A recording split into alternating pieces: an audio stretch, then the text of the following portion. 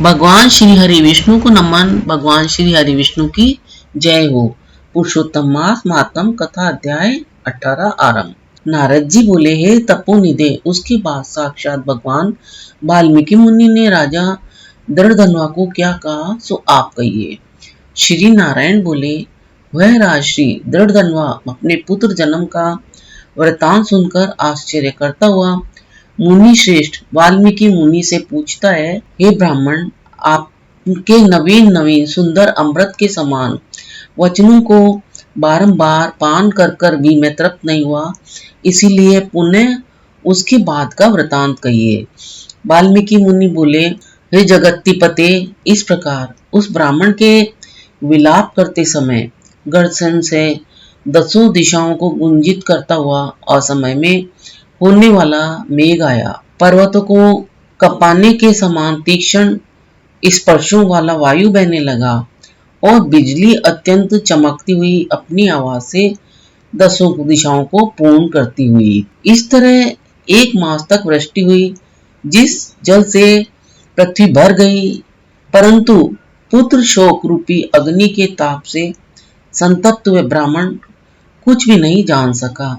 न तो जलपान किया उसने, न ही भोजन किया। केवल हे पुत्र इस प्रकार कहकर विलाप करते हुए ब्राह्मण का उस समय जो मास व्यतीत हुआ वह कृष्णचंद्र का प्रिय पुरुषोत्तम मास था। सो न जानते हुए भी उस ब्राह्मण को पुरुषोत्तम मास का सेवन हो गया। उस पुरुषोत्तम मास के सेवन से अत्यंत प्रसन्न नूतन मेघ के समान श्याम वर्ण वनमाला से भूषित हरि भगवान स्वयं प्रकट हुए। जगत के नाथ हरि भगवान के प्रकट होने पर मेघ समूह गायब हो गया। उस ब्राह्मण ने पुरुषोत्तम श्री कृष्णचंद्र जी को देखा। दर्शन होने के साथ ही गोद में लिए हुए पुत्र को शरीर को उसके जमीन पर रखकर स्त्री सहित ब्राह्मण श्री कृष्ण भगवान को दंडवत नमस्कार करता हुआ हाथ जोड़कर श्री कृष्ण भगवान के सामने खड़ा होकर श्री कृष्ण भगवान ही हमारे रक्षक हों ऐसा विचार करता हुआ रहा। भगवान भी पुरुषोत्तम की सेवा से प्रसन्न हो अमृत की वाणी करने वाली अत्यंत मधुर वाणी से बोले, वो सुदेव, तुम धन्य हो। इस समय आप भाग्यवान हो। तुम्हारे भाग्य के वर्णन करने में त्रिलोक्य में कौन समर्थ है। हे वत्स, हे तपोधन, जो तुम्हारा होने वाला है उसको हम कहेंगे। तुम सुनो, हे ब्राह्मण, 12,000 वर्ष की आयु वाला पुत्र तुमको होगा। इसके बाद तुमको पुत्र से होने वाले सुख में संदेह नहीं है। हे द्विजात्मा, प्रसन्न मन से मैंने यह पुत्र तुमको दिया है। हमारे प्रसाद से होने वाले तुम्हारे पुत्र सुख को देखकर हे द्विजात्मा, देवता, गंधर्व और मनुष्य लोग पुत्र सुख की इच्छा करने वाले होंगे।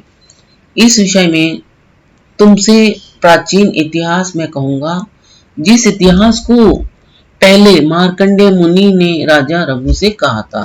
प्रथम बात है कि कोई श्रेष्ठ मन वाले धनुर नामक मुनीश्वर लोगों को पुत्र रूप मानसिक चिंता से जले हुए देखकर दुखित हुए और अमर पुत्र की इच्छा करके दारुण तप करने लगे।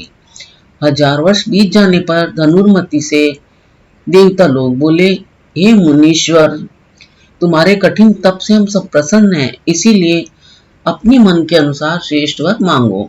देवताओं के अमृत तुल्य इस वचन को सुनकर उन तपोधन धनुर नामक मुनि ने बुद्धिमान और अमर पुत्र को मांगा। उस ब्राह्मण ने देवताओं से कहा कि पृथ्वी में ऐसा पुत्र नहीं है। तब धनुर मुनि ने देवताओं से कहा कि अच्छा, ऐसा पुत्र दो जिसकी आयु की मर्यादा बंदी हो। देवताओं ने कहा, कैसी मर्यादा चाहिए, कहो।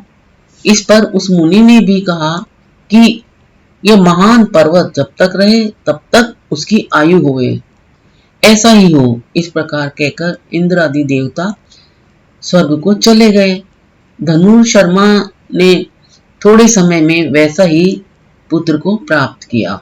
उस मुनि का पुत्र आकाश में चंद्र के समान बढ़ने लगा। 16वें वर्ष के होने पर मुनीश्वर ने पुत्र से कहा, हे वत्स, हे मुनि, ये जो मुनि लोग हैं ये कभी भी अपमान करने योग्य नहीं है पुत्र। इस तरह शिक्षा देने पर भी उस पुत्र ने मुनियों का अनादर किया। आयु की मर्यादा के बल से उन्मत्त उसने ब्राह्मणों का अपमान किया।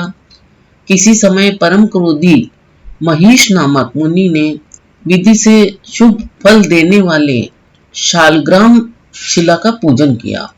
उसी समय उस बालक ने वहां जाकर शालग्राम की शिला को जल्दी से लेकर अपनी चंचलता के कारण हंसता हुआ पूर्ण जल वाले कूप में छोड़ दिया। क्रोध से युक्त दूसरे काल रुद्र के समान महिष मुनि ने उस धनुर्मुनि के पुत्र को शाप दिया कि वह अभी मर जाए, परंतु उसे मृत हुए न देखकर मन में मृत्यु के कारण का ध्यान किया। देवताओं ने इस धनुर्मुनि के पुत्र को निमित्तायु वाला बनाया है। इस तरह चिंता करते हुए महिष मुनि ने लंबी सांस ली, जिससे कई कोटि महिष पैदा हो गए वहां, और उन महिषों ने पर्वत टुकड़ा टुकड़ा कर दिया, और उसी समय मुनि अत्यंत दुर्लभ लड़का मर गया। धनुर्मुनि ने अत्यंत दुख से बार बार विलाप किया, और उसके बाद अनेक प्रकार विलाप कर पुत्र के शरीर को लेकर पुत्र के दुख से अत्यंत पीड़ित हो चिता की अग्नि में प्रवेश किया। इस प्रकार हठ से पुत्र प्राप्त करने वाले कहीं भी सुख को नहीं पाते हैं। हे तपोधन, गरुड़ जी ने यह जो पुत्र दिया है, इससे संसार में तुम प्रशंसनीय पुत्रीवान होगे। हे अनध, मैंने प्रसन्न होकर पुरुषोत्तम के महामात्यम से इस पुत्र को चिरस्थायी किया है। यह तुमको सुख देने वाला हो।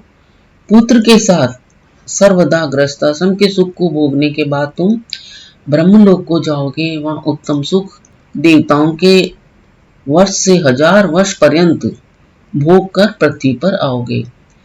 हे द्विजोत्तम, यहाँ तुम चक्रवर्ती राजा होगे और दृढ़धन्वा के नाम से प्रसिद्ध होगे तथा सेना सवारी से युक्त हो 10,000 वर्ष पर्यंत पृथ्वी के राज का सुख भोगोगे। पृथ्वी के राजकाज का सुख भोगोगे। इंद्र के पद से भी अधिक अखंड बल और ऐश्वर्य होगा तुम्हारा। उस समय यह गौतमी स्त्री पटरानी होएगी, नित्य पति सेवा में तत्पर और गुण सुंदरी नाम वाली होगी। राजनीति विशारद तुमको 4 पुत्र होंगे और सुंदर मुख वाली महाभागा सुशीला नाम की कन्या होगी।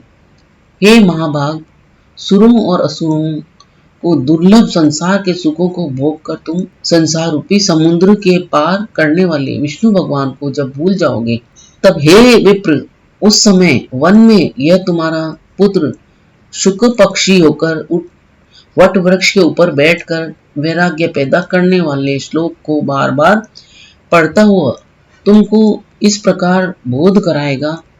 शुक्ल पक्षी के वचन को सुनकर दुखित मन होकर तुम घर जाओगे। संसार के विषय सुखों को छोड़कर चिंता रूपी समुद्र में मग्न हे भूसुर, तुमको वाल्मीकि मुनि आकर ज्ञान कराएंगे।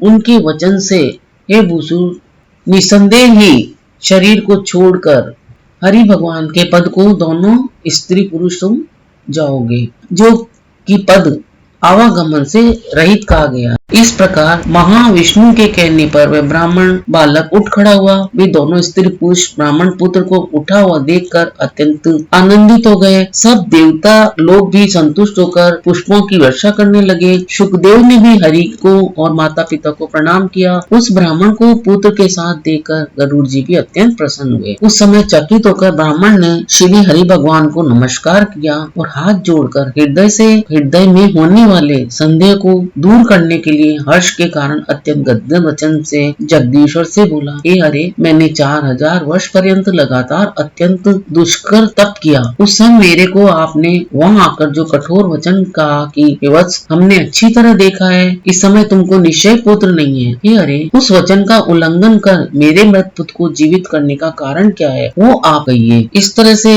ये जो पुरुषोत्तम मासम कथा अध्याय 18 का जो सार है वो यहाँ समाप्त होता है। अब आगामी जो मेरा वीडियो होगा वो पुरुषोत्तम मास महात्म कथा अध्याय 19 का सार होगा, जिसे भी आप अवश्य देखें और उसका पुण्य लाभ लें।